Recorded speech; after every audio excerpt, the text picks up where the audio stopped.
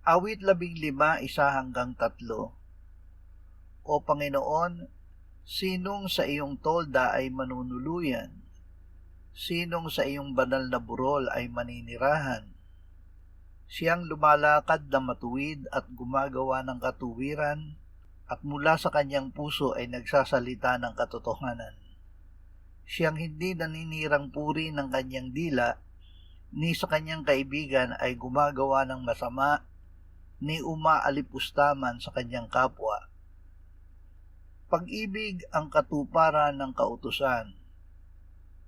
Ang pag-ibig ay hindi gumagawa ng masama sa kapwa. Ito ay paggawa ng mabuti. Dahil dito, ang pag-ibig ang itinuturing na katuparan ng kautusan ng Diyos.